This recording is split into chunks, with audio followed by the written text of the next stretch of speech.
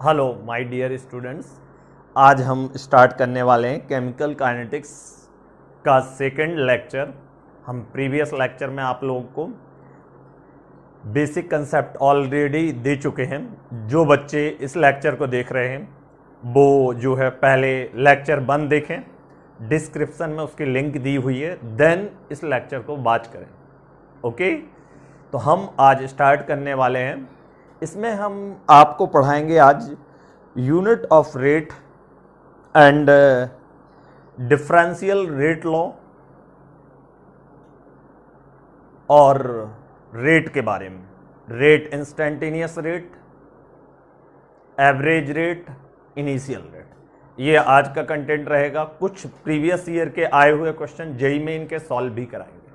Okay, तो आज का लेक्चर हम स्टार्ट कर रहे हैं। आपको पहले यूनिट ऑफ रेट हम आपको बता दे रहे हैं। Unit of rate aqueous medium में, एक्वस मतलब जिसमें वाटर है या सॉल्यूशन फेज में। सॉल्यूशन फेज में जो यूनिट होगी वो आपका कंसंट्रेशन के रिस्पेक्ट में होगा। तो कंसंट्रेशन रेट का फॉर्मूला मैंने प्रीवियस क्लास में बताया था, change in concentration per unit time. तो कंसंट्रेशन मतलब मोलैरिटी, मोलैरिटी, मोलैरिटी मतलब मोल पर लीटर। और टाइम की यूनिट क्या होती है बच्चों?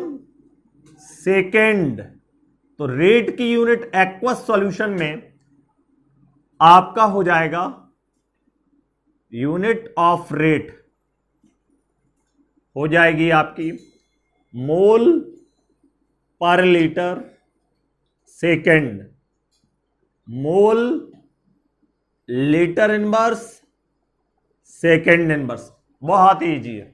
Second for gaseous reactions, gaseous reaction. तो गैसियस रिएक्शन में क्या चेंज होता है? यहां पर क्या चेंज होता था? Change in concentration. और गैसियस रिएक्शन में क्या चेंज होगा? Change in pressure. तो आपका रेट का यूनिट हो जाएगा delta P upon delta T. मतलब प्रेशर का क्या हो गया? एटमॉस्फेयर। टाइम का क्या हो गया? सेकेंड। ये यूनिट क्या हो गई बच्चों? Atmosphere second inverse. ये दो यूनिट आपको याद होनी चाहिए, खास करके बोर्ड वाले बच्चों के लिए काफी इंपॉर्टेंट है।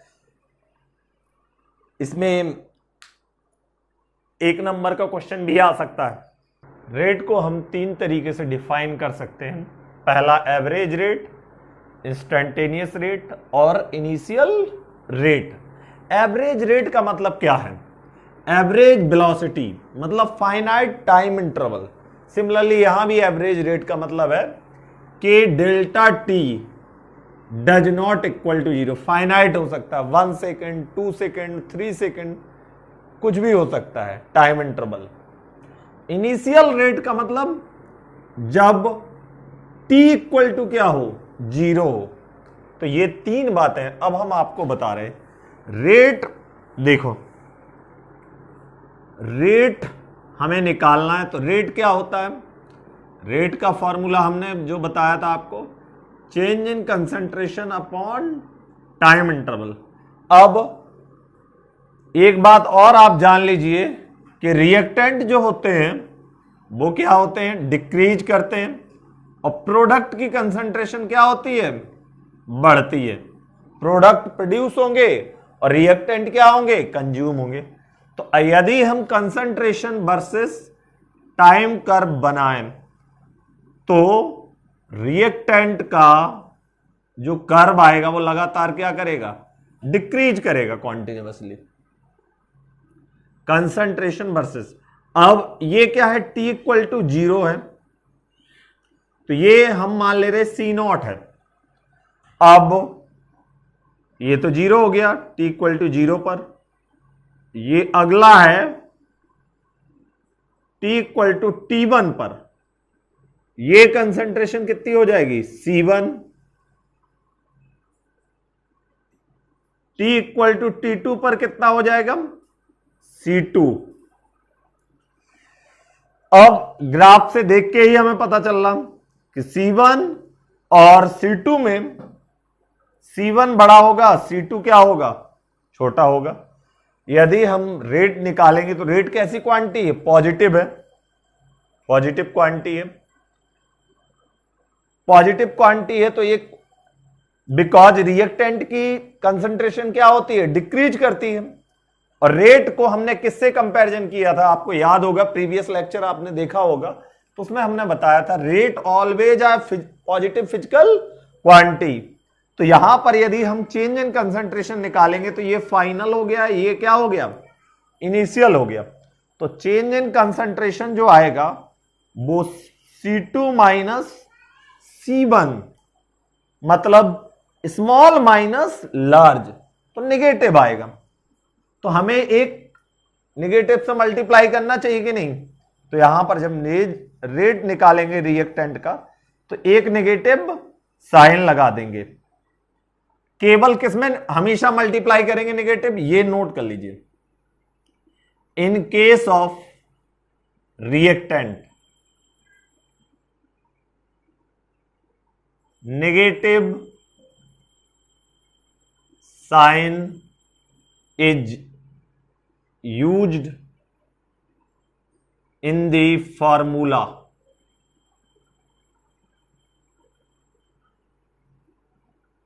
to make rate positive। क्यों मल्टीप्लाई करते हैं, रेट को पॉजिटिव बनाने के लिए, कभी भी रेट नेगेटिव नहीं हो सकता। तो आपका जब रेट निकालेंगे तो क्या आ जाएगा यहां से, C2 minus C1 upon time कितना है T1 टू T2, तो आपका डेल्टा T कितना हो जाएगा, T2 माइनस T1 हो जाएगा। डिवाइड कर दो, T2 माइनस T1, ये जो है रिएक्टेंट का रेट हो गया। अब इसे हम एक चीज और कह सकते हैं, ये क्या है इसका, जो कोई भी लाइन यदि दो पॉइंट को कट करे तो उसे हम कहते हैं, कोई भी लाइन यदि दो पॉइंट को कट करे तो उसे क्या कहते हैं हम, सेकेंड कहते हैं, सेकेंड कहते हैं। तो ये आपका एवरेज रेट, ये क्या हमने निकाला, एवरेज रेट ऑफ रिएक्टेंट आपका किसके बराबर हो जाएगा, slope of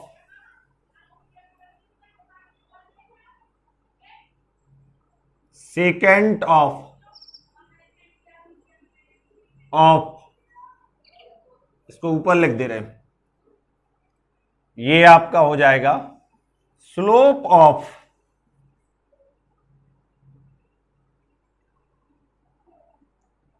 second of concentration time curve, ये बराबर होगा किसके, एवरेज रेट के। ये इसका फिजिकल सिग्निफिकेंस हो गया, नोटेड डाउन, इसको आप कैप्चर कर लीजिए। हमने पहले रिएक्टेंट के टर्म में बता दिया है, अब हम बताने वाले हैं average rate in term of change in concentration of product. तो प्रोडक्ट की कंसंट्रेशन क्या हो जाएगी, पीडीटी का मतलब क्या है, प्रोडक्ट है। तो हमें यदि एवरेज रेट निकालना है प्रोडक्ट के टर्म में, तो प्रोडक्ट का ग्राफ कैसा बनेगा, प्रोडक्ट का कंसंट्रेशन टाइम कर्व इंक्रीज करेगा, क्या करेगा, इंक्रीज करेगा। प्रोडक्ट फॉर्म करते हैं तो इंक्रीज होगी कंसंट्रेशन, यदि कंसंट्रेशन इंक्रीज होगी तो T इक्वल टू 0 पर आपका, यदि कोई रिएक्टेंट है और प्रोडक्ट पे जाते हैं हम, देखिएगा कैसे, तो इनिशियल T इक्वल टू 0 पर आपका कंसंट्रेशन रिएक्टेंट की तो फाइनाइट होगी, सी नॉट होगी, लेकिन प्रोडक्ट की कंसंट्रेशन क्या होगी, 0। लेकिन T इक्वल टू टी पर कुछ रिएक्टेंट घट जाएगा। मान लो यहां की स्टैचोमेट्री 1 है, यहां की भी 1 है, तो 1 के करस्पॉन्डिंग सी नॉट में से कितना चला जाएगा, x। और यहां पर प्रोडक्ट की कंसंट्रेशन 1 है, तो 1 के करस्पॉन्डिंग, यहां से 1 के करस्पॉन्डिंग x घटा, तो यहां पर 1 के करस्पॉन्डिंग कितना बढ़ेगा, x बढ़ेगा। तो ये किसकी कंसंट्रेशन हो गई, Cp, concentration of product at time t। तो आपका हम मान ले रहे कि t1 टाइम पर लट प्रोडक्ट की कंसंट्रेशन कितना है, C1 है t1 टाइम पर, और t2 टाइम पे कितना हो जाएगा, C2। ये हो गया फाइनल और ये हो गया इनिशियल।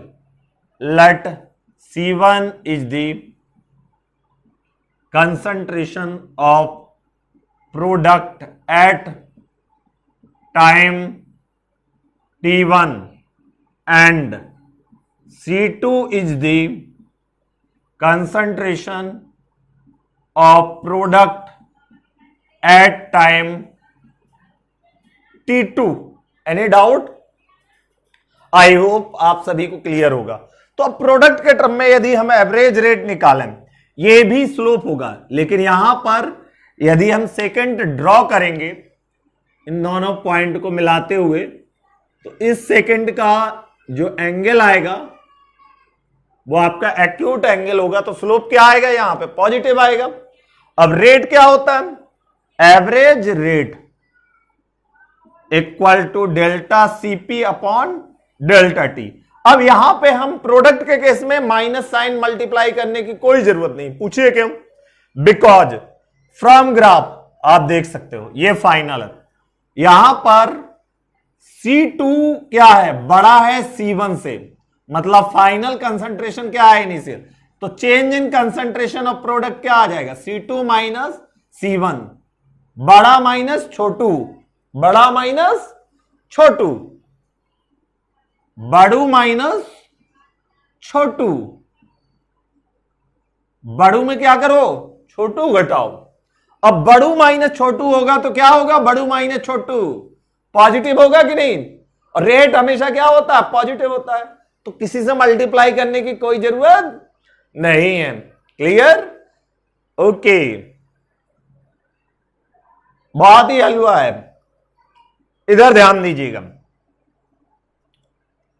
तो यहां पर आ जाएगा C2 final minus initial by T2 minus T1, ये एवरेज रेट हो गया आपका। और ये क्या हो जाएगा, ये भी slope of second of concentration time curve, average rate. Second क्या पढ़ना है हमें, इंस्टैंटेनियस रेट, मतलब रेट एट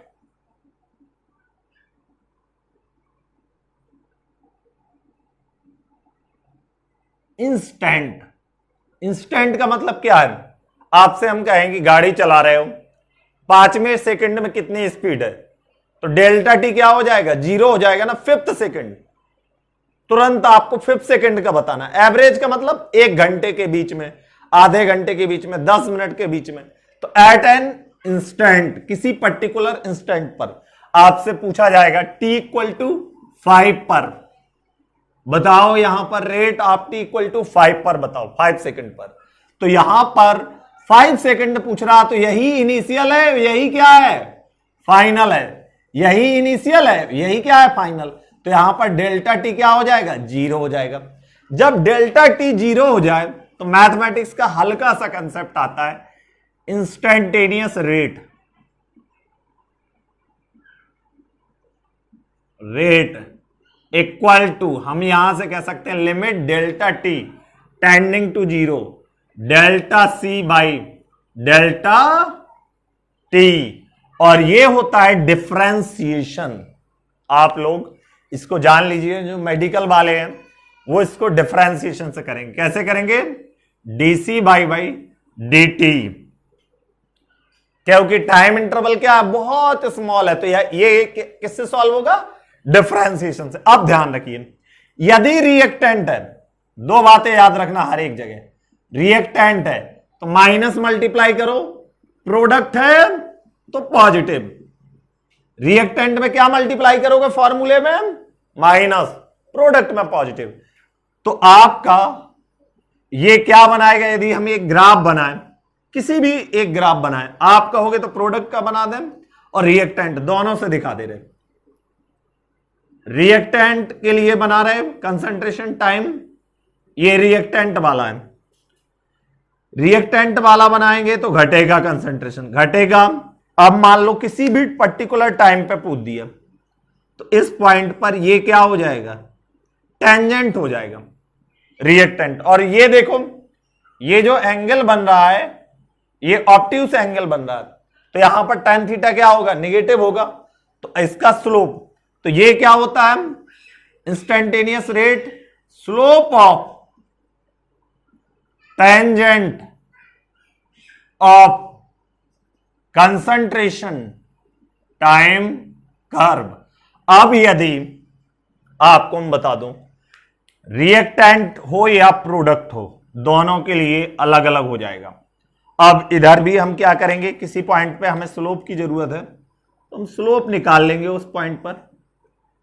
ये कोई t इक्वल टू T1 पर हमें मिल गया, और ये भी एक t इक्वल टू क्या है? T1 पर। अब ध्यान दीजिए, ये रिएक्टेंट का है, ये आपका रिएक्टेंट है, और ये क्या है बच्चों?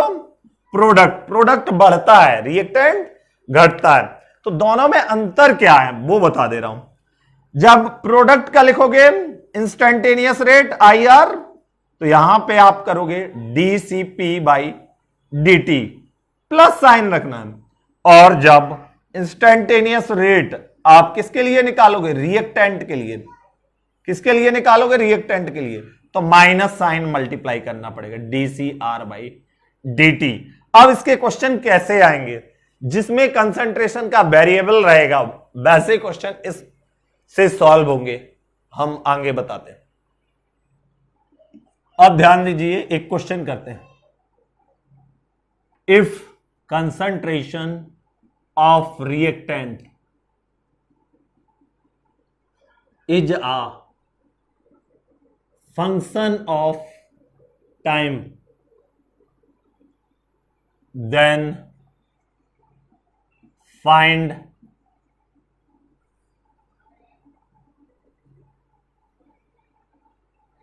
rate at t equal to 5।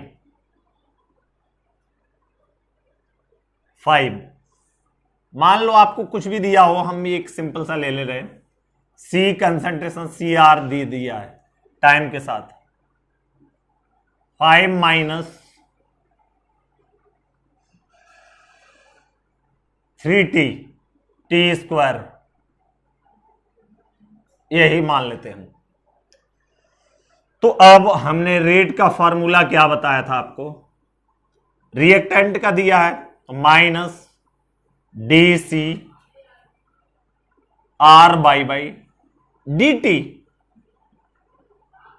Okay, ये कर देना है। अब मतलब आपको रेट निकालना है t इक्वल टू 5 पर, तो डिफरेंशिएशन करना है। यदि t के रिस्पेक्ट में डिफरेंशिएट करेंगे तो आप जानते होंगे बच्चों को डिफरेंशिएशन आना चाहिए। ये कांस्टेंट है, तो कांस्टेंट का डिफरेंशिएशन क्या होता है? dy बाई dt ऑफ 5 क्या हो जाएगा? 0। dy by dt of minus 3t square क्या हो जाएगा? 3 तो बाहर आ जाएगा, -3 dy by dt of t square. तो टी स्क्वायर का फॉर्मूला क्या होता है, ये फॉर्मूला सबको पता होगा, dy by D X of X to the power N, N X to the power N minus 1। तो यहां पर टी स्क्वायर में एन की वैल्यू यहां पे क्या है 2 है, तो पुट कर दो तो क्या आ जाएगा, एक्स की जगह टी पुट कर दो, तो टी स्क्वायर फॉर्मूले में पुट करोगे तो क्या आ जाएगा, यहां आ जाएगा 2, एन की जगह 2 माइनस 3 पहले है, 3 इंटू 2, इसके बाद t 2 की पावर -1, तो टोटल क्या आ गया -60। इसका 0 है, इसका कितना आया आपका -60। अब ध्यान दीजिए, अब हम आपको रेट बताने वाले, रेट निकाल रहे, हमें माइनस साइन 1 लगाना है और dy बाई डी टी किस किस का 5 माइनस 3t स्क्वायर का। अब यदि हम रेट निकालेंगे तो डिफरेंशिएट करेंगे तो आपका अलग अलग करना पड़ेगा इसको, dy by D T of 5 और minus dy by D T of minus plus dy by D T of -3t square. अब इनकी वैल्यू हम यहां निकाल चुके हैं, इसको यहां से पुट कर देंगे इधर पे और इसको यहां से पुट कर देंगे, तो हमारा रेट क्या आ जाएगा, रेट आ जाएगा -5 का कितना होता है 0 प्लस -60, तो कितना आ गया माइनस और माइनस, रेट क्या आ गया 6t। अब t की जगह क्या पुट कर देंगे हम, put t equal to 5, then हम रेट हमारा कितना आ गया 6 इंटू 5, 30 मोल पर लीटर सेकेंड, ये हमारा आंसर आ गया। Noted down. Differential rate law, differential rate law है क्या, पहले वो समझिए। डिफरेंशियल रेट लॉ,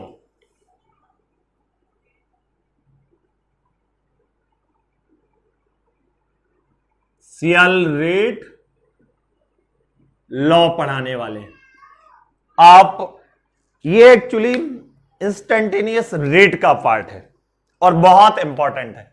क्वेश्चन के पॉइंट ऑफ व्यू से देखा जाए तो आपके इस पे बेस्ड क्वेश्चन जेई में, नीट और बोर्ड में, आईआईटी सभी एग्जाम में बहुत क्वेश्चन आते हैं।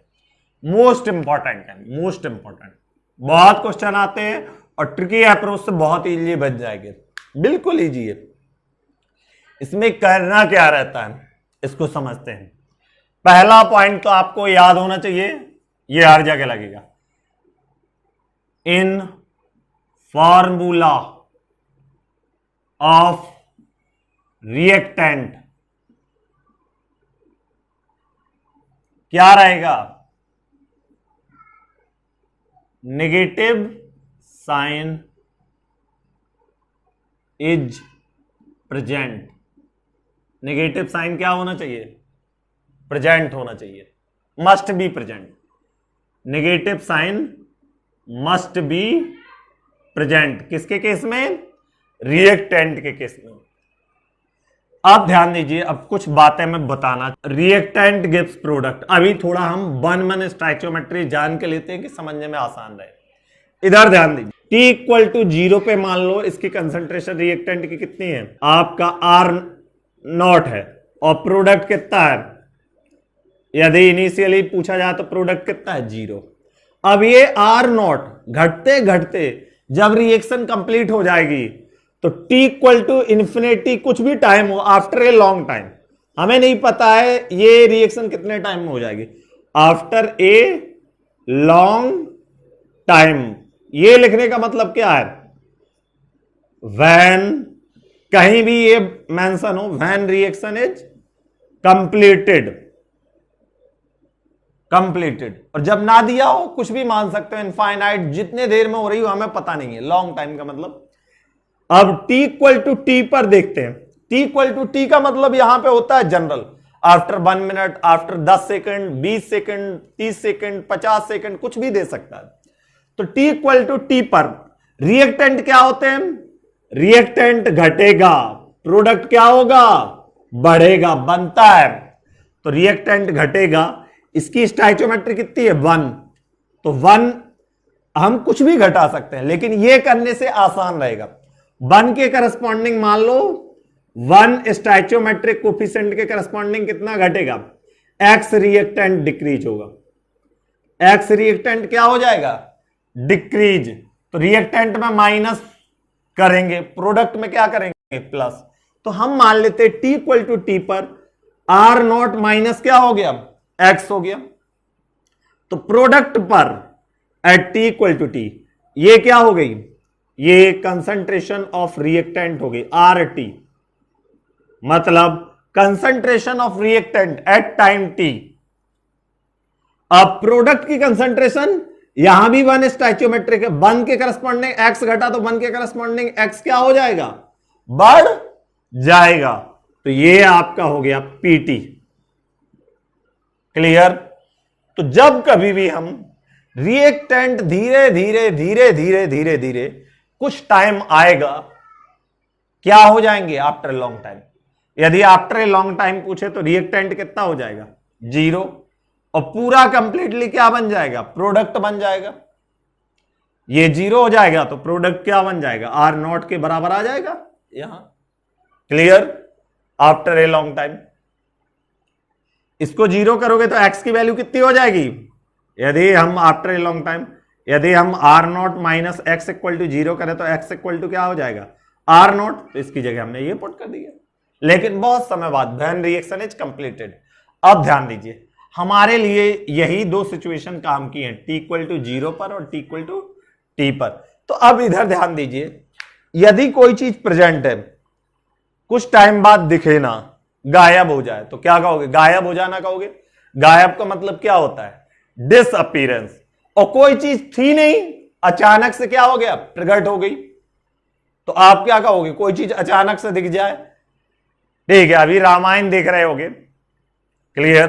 रामायण देख रहे होगे आप लोग, तो उसमें मेघनाथ और लक्ष्मण का आप लोगों ने देखा ही होगा, जो युद्ध हुआ था।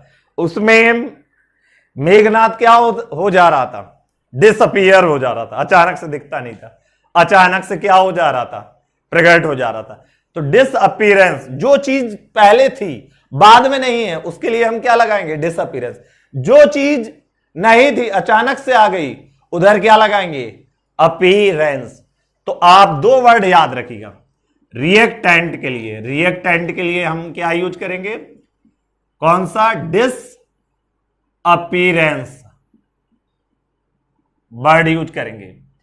और या इसे ये भी कह सकते हैं कंज्यूम। किसी भी चीज को कंज्यूम करते रहोगे तो धीरे धीरे क्या हो जाएगा? 0 हो जाएगा। Consumption, rate of consumption. और प्रोडक्ट के लिए कौन सी यूज करेंगे टर्मिनोलॉजी? प्रोडक्ट के लिए अपीयरेंस। प्रोडक्ट अपीयर होते हैं या फॉर्मेशन, बात एक ही है। प्रोडक्ट क्या होते हैं? बनते हैं। तो यहां पर अलग अलग टाइप की दो चीजें आएंगी, अब उनको मैं बताने जा रहा हूं।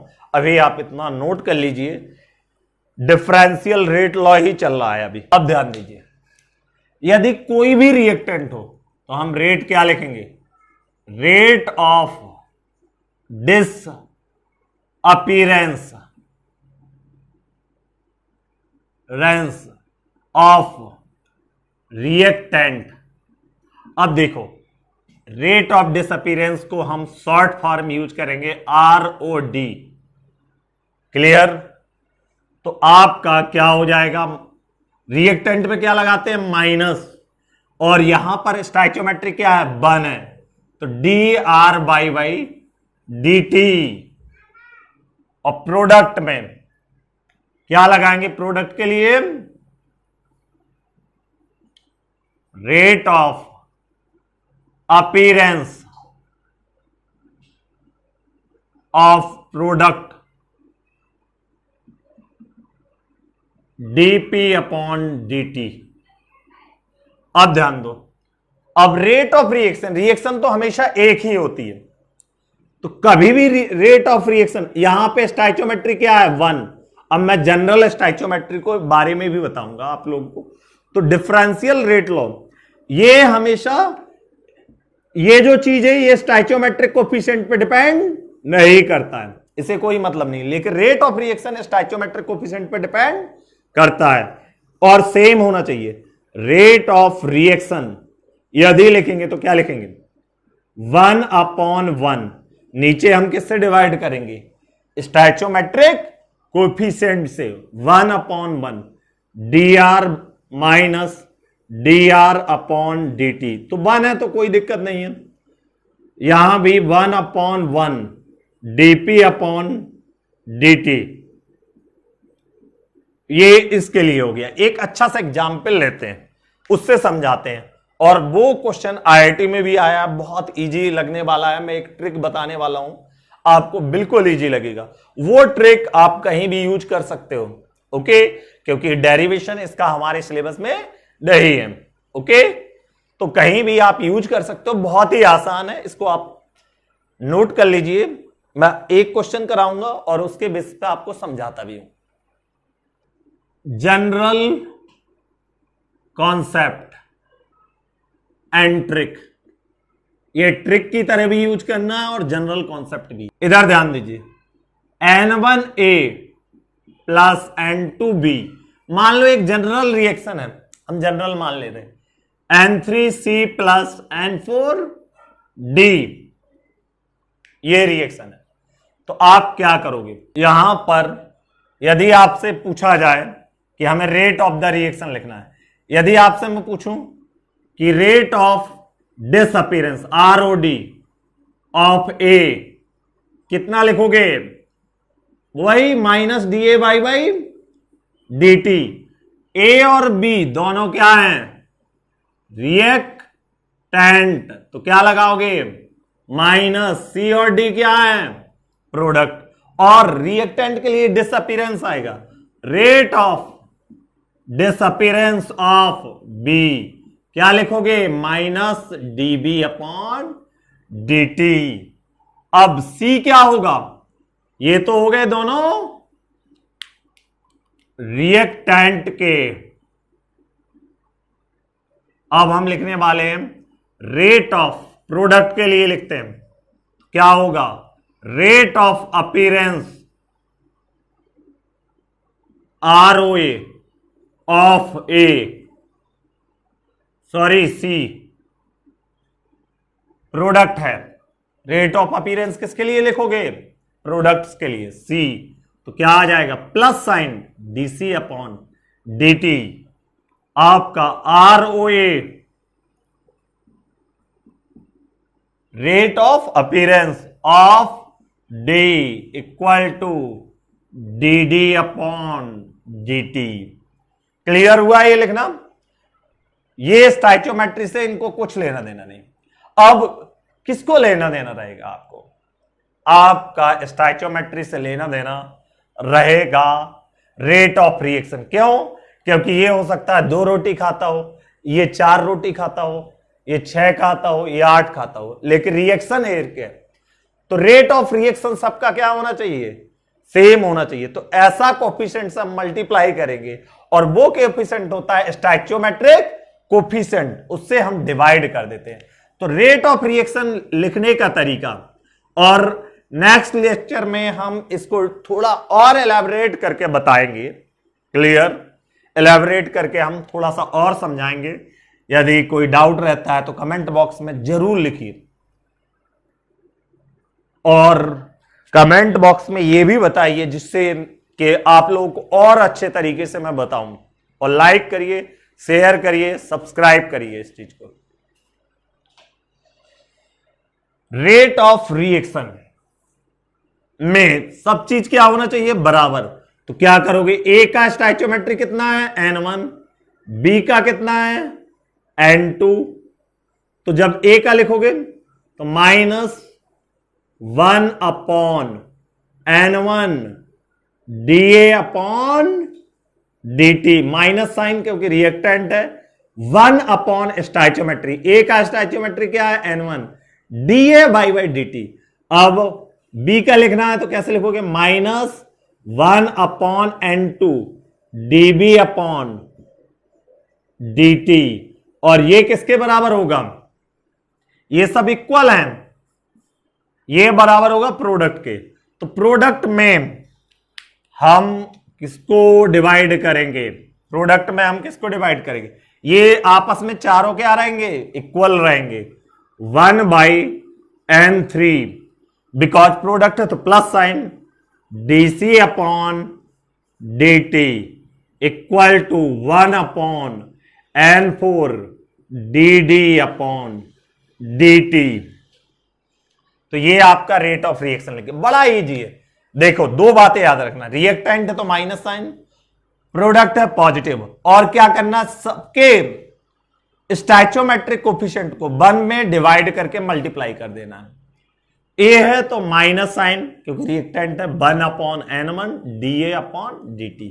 बी के लिए माइनस बिकॉज रिएक्टेंट है, 1 by n2 db upon dt।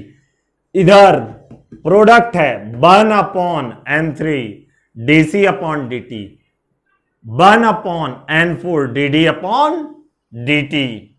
Clear, ये क्लियर हो गया। हम लोग आगे बढ़ते हैं, एक एडवांस का क्वेश्चन सॉल्व करेंगे।